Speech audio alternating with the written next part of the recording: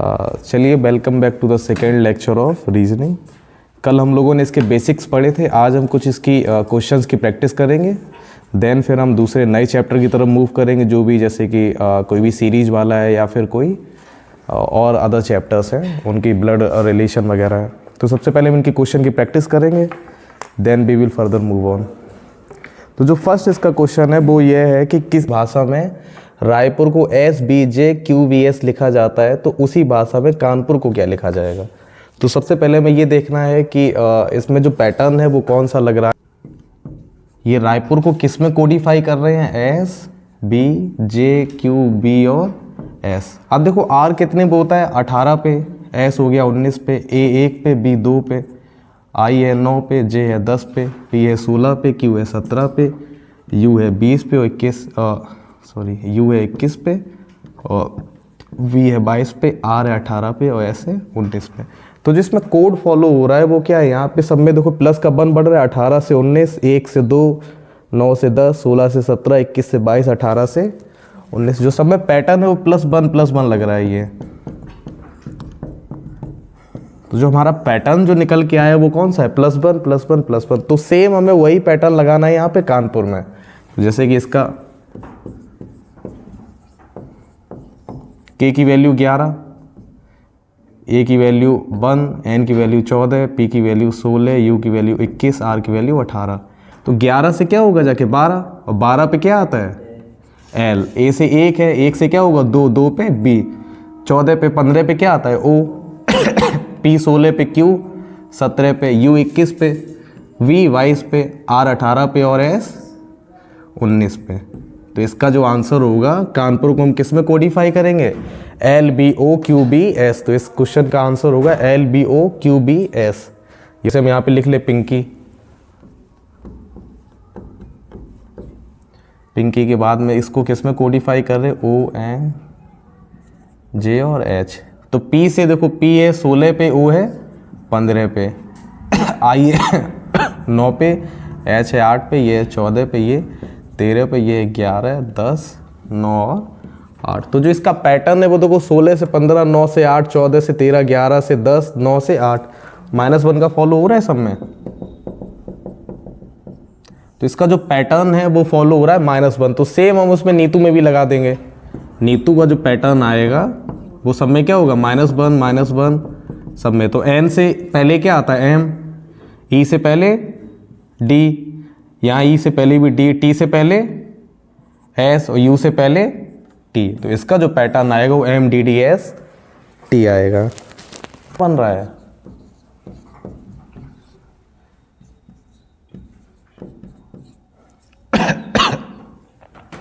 B से C, देखो B है 2 पे, C 3 पे, R है 18 पे, ये 20 पे, ये 1, 2, I है 9 पे, ये 11 पे, N है 14 पे और ये 15 पे। तो जो कोड हमारा बन रहा है देखो, +1, +2, +1, +2 और +1।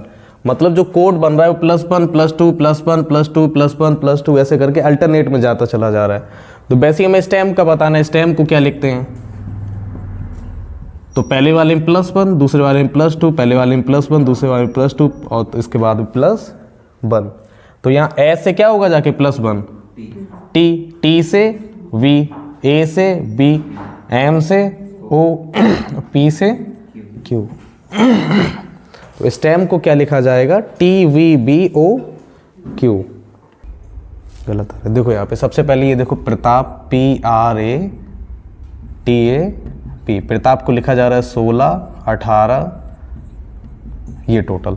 तो देखो P की जगह हमने क्या लिखा है यहाँ पे 16, क्योंकि P की जो वैल्यू होती है, प्लेस वैल्यू, वो 16 होती है। वैसे ही R की जो प्लेस वैल्यू है वो 18, A की जो प्लेस वैल्यू वो है 1, T की प्लेस वैल्यू 20, A की प्लेस वैल्यू 1 और P की प्लेस वैल्यू 16। बस ये इधर उधर लिख दिया था खाली, ये प्रताप की वैल्यू निकली यहाँ से। हाँ, अब हमें निकालनी है वैल्यू नवीन की। देखो N की वैल्यू 14, A की वैल्यू 1, V की वैल्यू 22, I की वैल्यू 9, N की वैल्यू 14। तो नवीन की जो वैल्यू आएगी इसमें, नवीन को जो कोडिफाई करेंगे हम 14, 1, 22, 914 में करेंगे। ठीक है, समझ आया ये।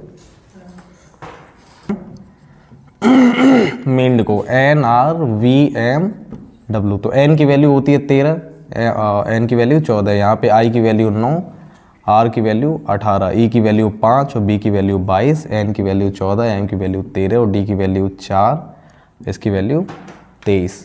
यही तो है। अब इस कोड में हमें ये देखना है कि m से ये n कैसे बना, i से ये r कैसे बना है, सबसे पहले ये देखना है इसमें। तो मैं देखो कोई पर्टिकुलर एक कोड तो इसमें है नहीं, क्योंकि 13 से 14 प्लस 1 हुआ, 9 से 18 प्लस 9 हो गए, और ये 5 से 22 प्लस के 17 हो गए। कोई पर्टिकुलर कोड तो यहाँ बन नहीं रहा है। अब हमें ये देखना है कि कुछ ABCD वाले जो अक्षर होते हैं एक दूसरे के जस्ट अपोजिट होते हैं। और जस्ट अपोजिट कैसे होते हैं, जब उनका योग कितना आता है 27।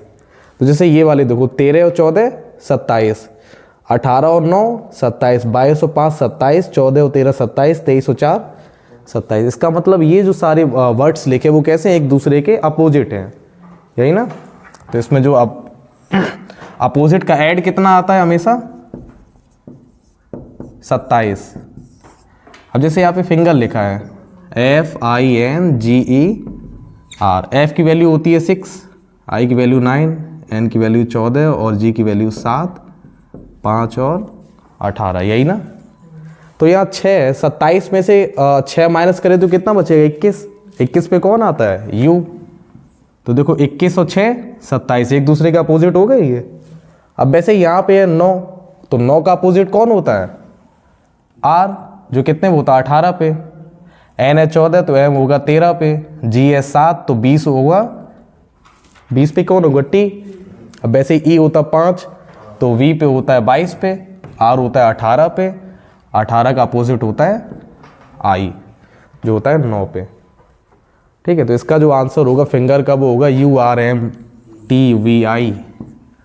जैसे यहाँ पे ये जो कोड फॉलो हो रहा है वो 1 2 3 में, ये चौथा यहाँ ब्लैंक हमें दे रखा है, हमें इसमें फिल करना है। यहाँ पे क्या होगा, तो MNO, O के बाद में यहाँ पे क्या आएगा P बटे आ गया यहाँ पे A। देखो पहला जो अक्षर है वो हमेशा A ही रह रहा है, तो हमें इसको चेंज ही नहीं करना है। C से क्या हुआ D, D से E से क्या होगा जाके F, तो P/AF हो जाएगा इसका आंसर। अब देखो यहाँ पे U से 6 बना, चलो ये नंबर हम मान भी लेते कैसे भी बन गई, लेकिन एट द रेट कैसे बनेगा, R की वैल्यू तो एट द रेट हो ही नहीं सकती है।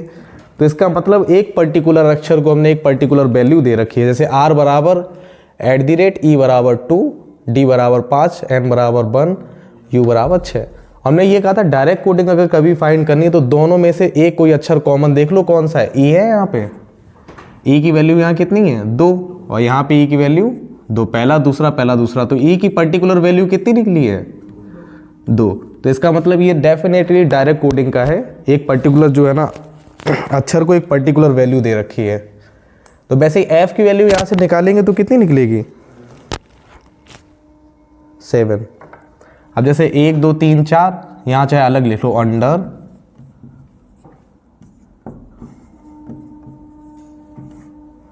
यहाँ पे लिख लो डीफ।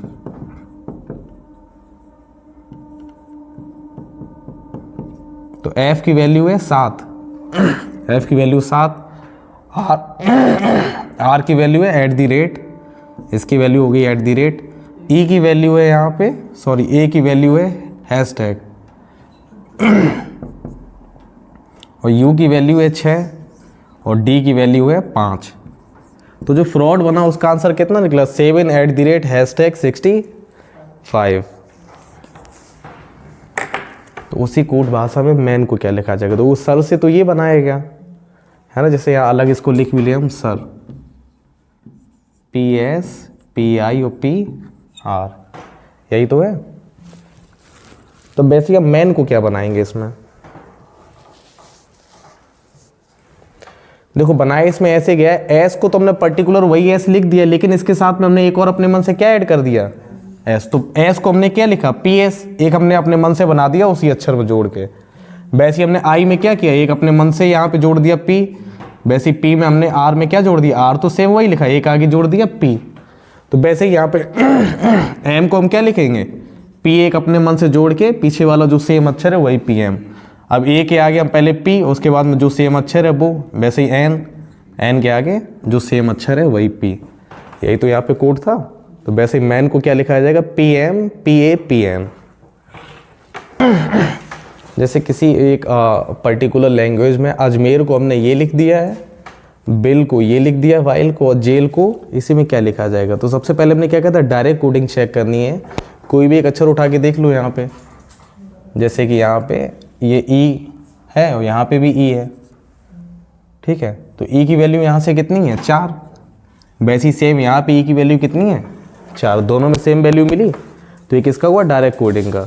तो वैसे अब देखो यहाँ पे जेल अलग लिख लो, यहाँ पे जेल, तो जे की वैल्यू कितनी निकल के आई यहाँ से, 1 2। दूसरे अक्षर पे तो जे की वैल्यू है 7 और ए की वैल्यू है 1 और आई की जो वैल्यू है वो यहाँ से निकलेगी कितनी है, 9 और एल की वैल्यू 0।